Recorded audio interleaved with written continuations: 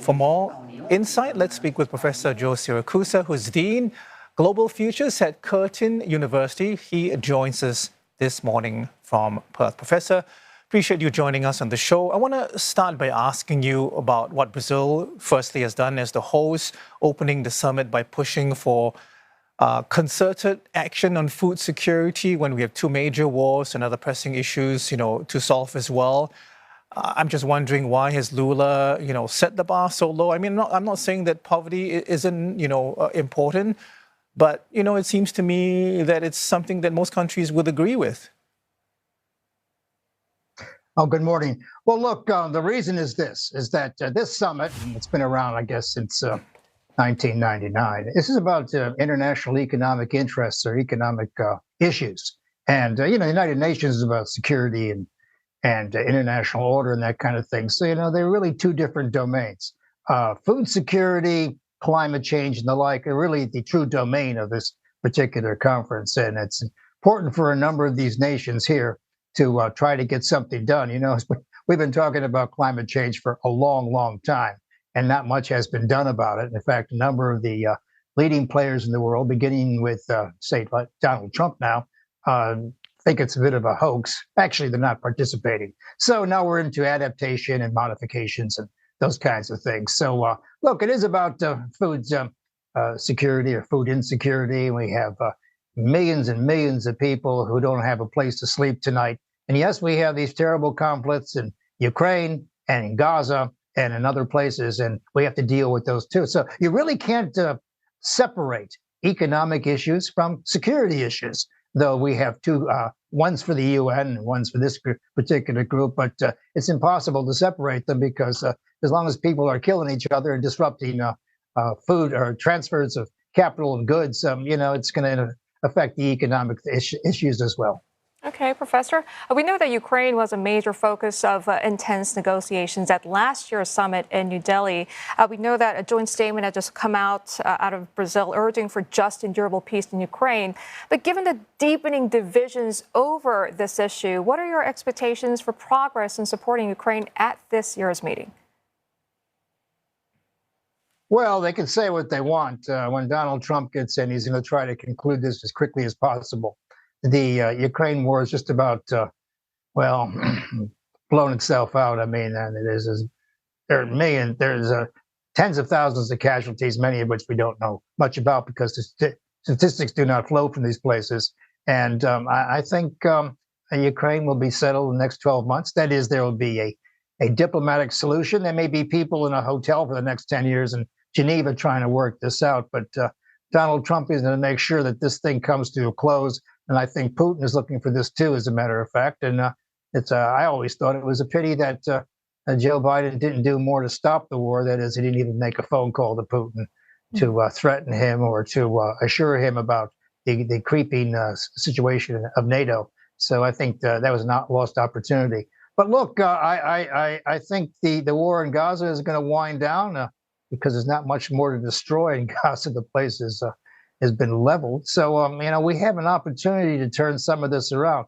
But look, I think the important thing for me is, and I'm a diplomatic historian by trade, is that this G20 represents the shift from a bipolar, unipolar, to a multilateral world. There are now many centers of influence. We have some of the global South powers there, India, South Africa, and Brazil, who are calling the tune, whereas some of the larger powers are sitting in the background, not doing much. Joe Biden is there, yes, on his swan song, as a matter of fact. I think he's been a bit of a failure on the international scene because he's done more damage than good, so far as I could tell, in terms of these endless wars. But I think it marks the changing of a world in which we have a chance to participate or to ignore ourselves. And if Donald Trump wants to ignore important organizations like the G20 and the G7 and the United Nations, and the United States will become not a participant in the world, but a bystander. And I'd hate to see that happen. Yeah, absolutely. On your point that Trump's victory making the future of these multilateral gatherings like G20 uncertain, as some pundits are pointing to the rise of transactional geopolitics under his leadership. Just how will this impact the group's ability to address pressing global issues like climate crisis or fight against poverty and global conflicts? I'm afraid with Donald Trump, these issues, when he has his people around him, will tell you how important they are. I think they're secondary to his world. Donald Trump is first and foremost a populist who represents now the will of 76 million Americans who want to tend to problems at home, though they realize that they can't separate themselves from the world. Donald Trump is not an isolationist economically or militarily. He's a non-interventionist. That is, he doesn't want to get involved in the world, overly speaking. And I'll tell you what he doesn't want to do. He doesn't want to pick up the bill. Many of those nations at G20 and BRIC and other places, they're looking to see who's going to write the check to clean up the mess after climate change. And Donald Trump's not going to write the check. The American people aren't going to write the check. And I think if there's any recognition of reality, we have to realize that nobody is going to be paying for the mess. And so now we're going to have to do something else, as a matter of fact. We're going to have to do some kind of adaptation, et cetera. But there's no one going to pay for what's been damaged. And of course, the global South and the other nations since 1945, they have defeated scarcity. Now they have to deal with the problems of abundance. What I mean by that is they have to deal with what happened as a result of fossil fuels and greenhouse emissions. And so now they're being asked to deal with rich countries' problems, when in fact they never experienced the rich country phase. Right. Professor, on this whole subject of who's going to pay, President Xi seems to be playing the long game, which maybe has become a bit shorter. He's been chipping away at the notion that the U.S. is the only choice for progress. You know, he opened a major port in Peru last week during APEC. State media now saying he's offering, support to the global South, primarily with the Belt and Road Initiative. Now, is Xi finding a receptive audience, not just among G20 members, but also others around the world? Yeah, I think he's done a pretty good job. China has taken up the gauntlet in terms of globalization about 20 years ago, and they're playing a pretty good game with the Belt and Road. I think they got about 120 nations on board for this thing. As you know, they're all cashed up in places like Peru, et cetera. They have enormous influence. And China's simply playing the game that the British played in the 19th century, and the Americans played in the 20th century, as they used their enormous wealth to get involved in the life of other nations and to sway votes and all the rest of it. I mean, China, I think, is playing a very good hand. And you're right to point out that they're looking at the long view.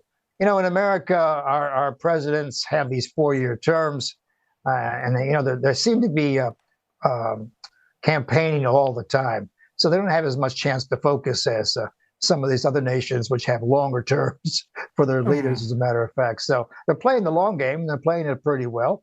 America hasn't really figured out how to respond to the challenge from the Chinese.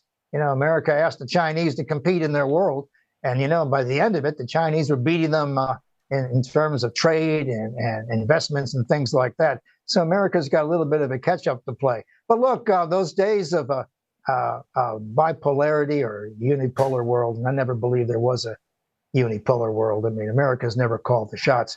America's now going to have to deal with the great powers, and that's not a bad thing.